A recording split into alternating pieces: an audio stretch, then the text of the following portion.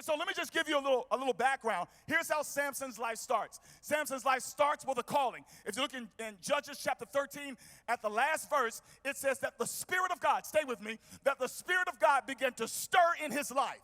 All right, so one thing we know about Samson is that he had an anointing on his life. How many of you can lift your hands right now and just say, I agree, Pastor, I agree with you. I have an anointing over my life. Come on, lift your hands right now. How many of you believe? Oh, come on, some of y'all too hesitant. How many of you believe? Listen, if you're hesitant, that's all the reason in the world why you need to lift your hands. How many can lift your hands right now and say, listen, I may not even know what it is, but if I'm alive, that means that God has his hands on my life. And just like Samson, all of us have this stirring of the Spirit of God on our lives to accomplish something great for his kingdom. Everybody does. The crackhead does. The homosexual does. The liar does. Come on in here, somebody. Everybody does. I mean, the pedophile does. Come on, somebody. The alcoholic does. Everybody does. The divorced person does.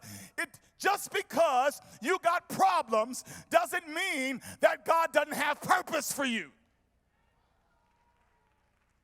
Problems actually equal purpose.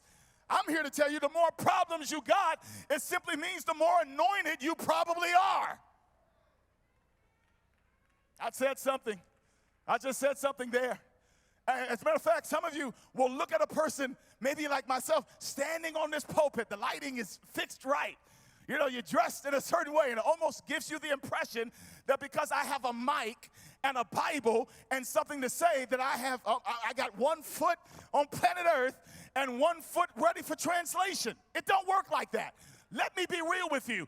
If you are called, if you have an assignment, if you are gifted, if you are talented, if you got a story, it simply means that more than likely you have proportionate to your calling a struggle,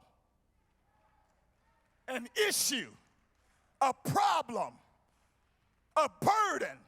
Paul says that it is, in fact, a thorn in our flesh that God allows to stay there to keep us from trusting in ourselves, but to have us to trust in him.